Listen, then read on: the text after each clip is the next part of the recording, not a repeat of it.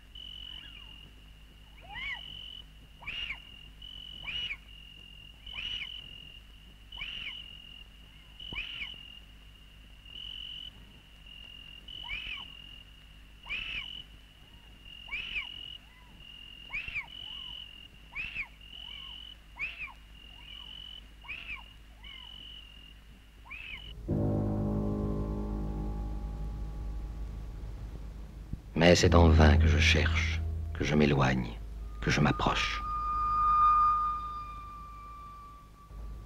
Que je multiplie les points de vue pour essayer de dévoiler le visage du Dieu caché, au nom duquel s'est échafaudé un jour ce charnier.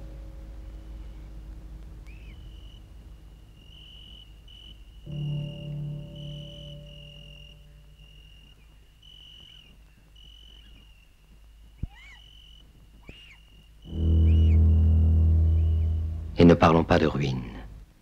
N'incriminons pas le temps, comme si ces pierres avaient été vaincues par les années.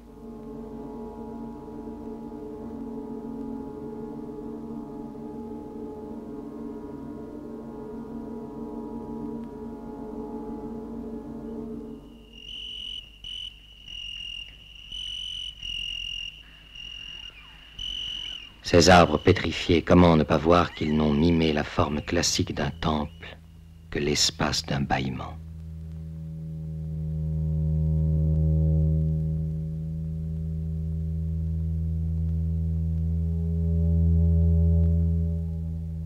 Ceux qui l'ont construit ne lui ont donné cet aspect que par une sorte d'acquis de conscience, bien convaincus au fond d'eux-mêmes qu'à peine entassés les uns sur les autres, à peine plantés en allées rectilignes le long du cordeau, ces morceaux de matière informe arrachés à la matière iraient reprendre tout doucement comme les mâts d'un grand vaisseau fantôme leur lente dérivation à travers le règne minéral qui, pas un instant, n'avait cessé d'être le leur.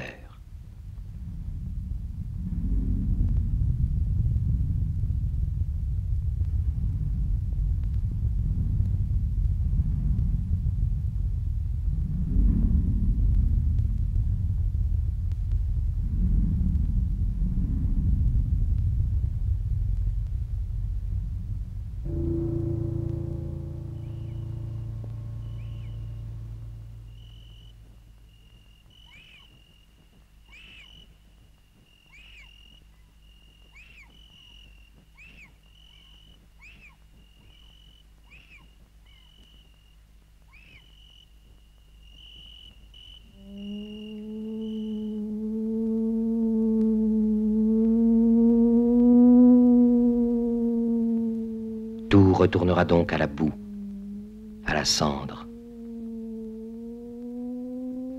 Rien ne peut défier le temps. Comment oserait-on?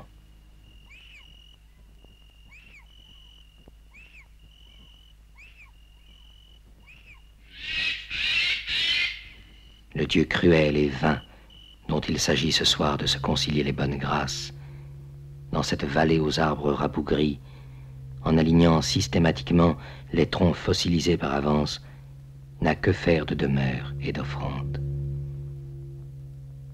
Il n'a besoin de rien, ni de prière, ni de culte, à peine d'hécatombe. Encore n'est-il pas sûr que les plaintes des victimes consentantes et leur sang fumant sur l'autel, les lourdes vapeurs qui s'appesantissent sur ces collines, en emportent bien vers lui le parfum et les cris.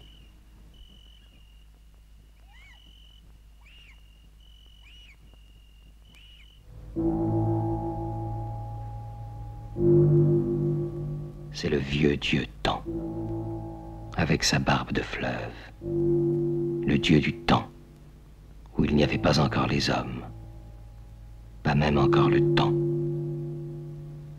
C'est pour lui qu'on a construit ce chaos, cette dévastation, ce tout à la ferraille. Il y est à son aise, il s'y sent bien.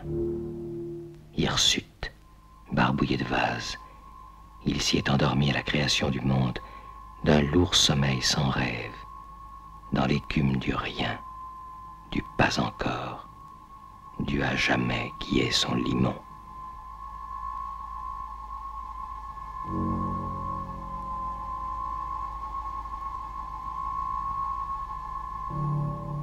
Ne le réveillez pas. Il s'est assoupi. Il dormira ainsi jusqu'à la fin du monde. Il a pris possession de ce désert de pierre, et quand il le contemple à travers son sommeil, il a un grognement satisfait parce que plus rien autour de lui dans ce cimetière minéral ne lui rappelle la possibilité même d'un accident en faveur de la vie humaine.